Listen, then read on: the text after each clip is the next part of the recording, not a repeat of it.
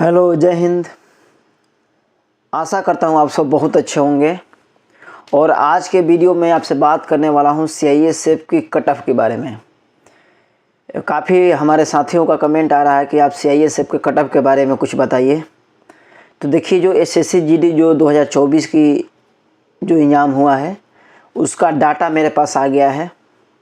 तो मैं उस डाटा पर भी आपसे चर्चा करने वाला हूं और उस डाटा के हिसाब से ये बताना काफ़ी आसान हो जाएगा कि इस बार का कट ऑफ कितना रहेगा।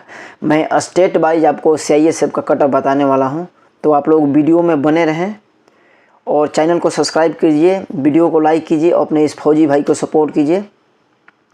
देखिए, सबसे पहले मैं बात करता हूं एसएससी जीडी 2023 और 2024 के कंपैरिजन के बारे में।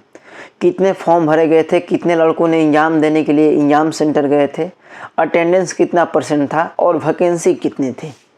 तो आप मेरी स्क्रीन पर आप देखिए, जो 2023 में जो फॉर्म भरे गए थे लगभग 53.5 लाख फॉर्म भरे गए थे और उस समय लड़के 37.5 लाख लड़कों ने लगभग एग्ज़ाम देने गए थे और अटेंडेंस लगभग 67.5% का था और आपकी वैकेंसी लगभग 50,000 के आसपास आपकी वैकेंसी थी।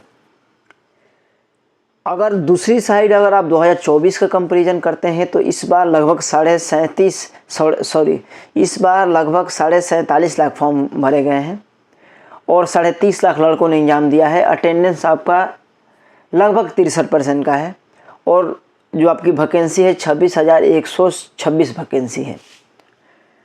तो देखिए, अगर हम इस डाटा को अगर हम देखते हैं तो आपको एक चीज़ देखने को मिलती है कि लड़कों ने फॉर्म भी कम डाला है और अटेंडेंस भी कम रहा है। और उसका कारण क्या हो सकता है? देखिए, उसका कारण ये बहुत लोग बोल रहे हैं कि ये हो सकता है कि इस बार वैकेंसी कम थी इसलिए लड़कों ने कम फॉर्म भरा। लेकिन आपको एक बात समझना पड़ेगा, जब 2023 की वैकेंसी आई थी तो उस समय भी वैकेंसी 25-24 हज़ार कुछ वैकेंसी बताई गई थी। ये वैकेंसी लास्ट में बढ़ गई थी, तो उस समय हमको तो नहीं पता था कि वैकेंसी इतना बढ़ जाएगी, तो ये कारण नहीं हो सकता है। लेकिन देखिए, क्या इस कम फॉर्म डाले जाने से कुछ कंपटीशन कम होगा? तो बिल्कुल कम नहीं होगा।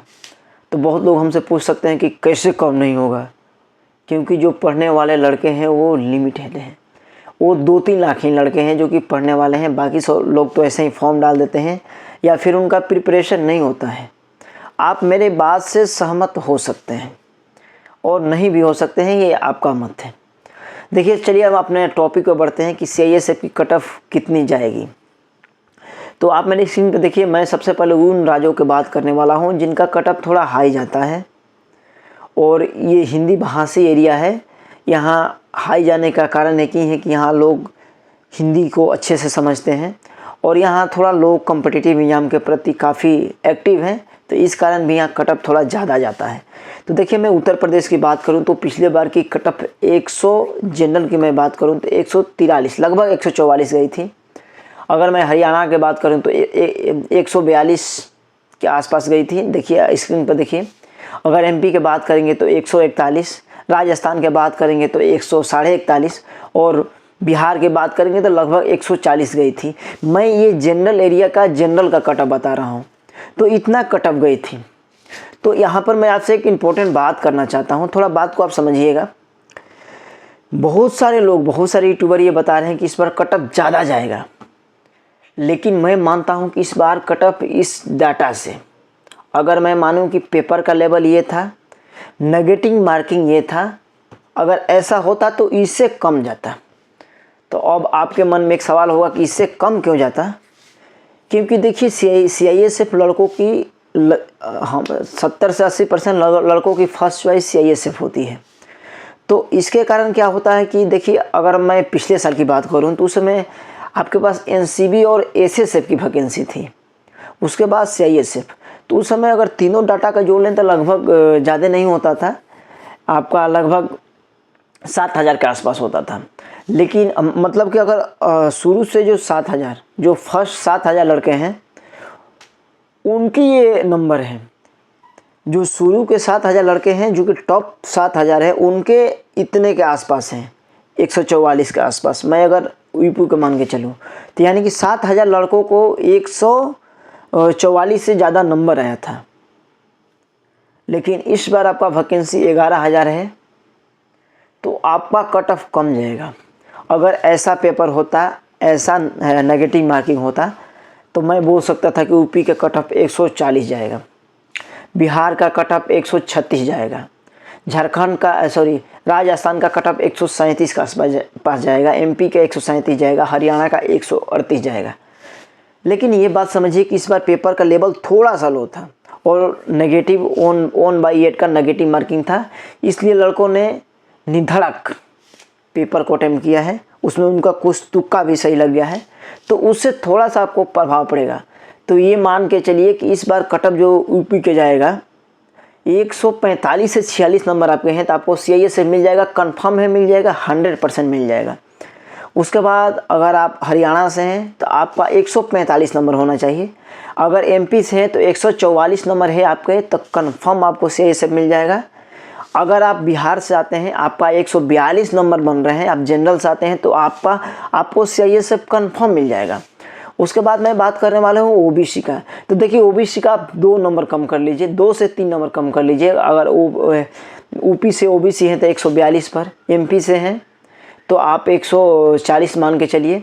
अगर आप बिहार से हैं तो 138 से 39 नंबर मान के चलिए, वहाँ उतना पर आपको CIS से मिल जाएगा। कारण क्या है कि वैकेंसी ज़्यादा है।